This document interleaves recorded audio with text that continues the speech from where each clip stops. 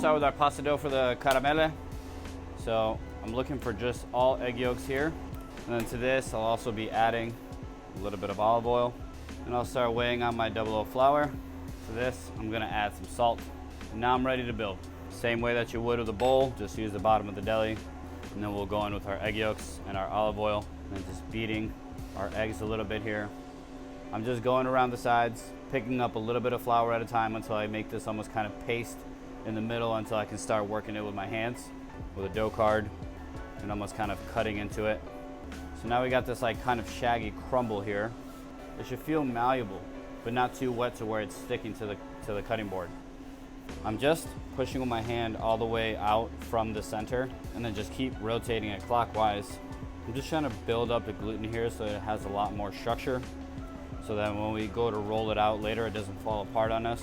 At the same time, you're working it so much that when you're done with this process, in about 6 to 7 minutes, you're gonna have to let it rest for a minimum of 1 hour. Usually I let it go overnight, just wrapped so it doesn't oxidize. So a good way to tell if you're at a nice point with your dough is by being able to poke in, and if it starts to bounce back all the way up through, then you're at a pretty decent point there. I'm just gonna roll this out enough for it to fit into our machine. I'm using the KitchenAid attachment. So we're starting off at 1, then moving down to 2 and 3 and so forth.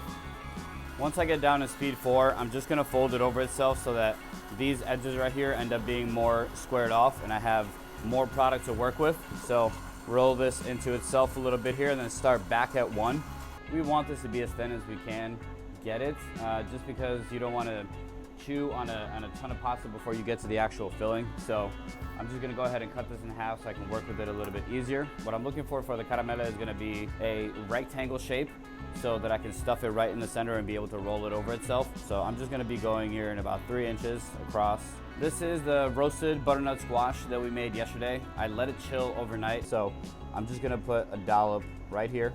From here, we can just take the dough, fold it over itself, and just get this into a little bit of a cylinder. And then you can see that both of the sides of the dough touch.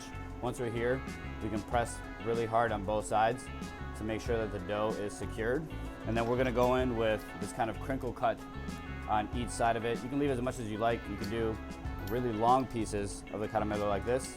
I like to be a little bit closer, so I'll keep that. Make sure to keep all of this pasta. Definitely great trim for you to eat. Then from there, you're gonna press with both of your fingers right here on each side of it to make a little bit of a dimple. The sides of it start to lift up right here and in the back, and this will help you grab it at the same time and fold over itself. And just like that, caramelle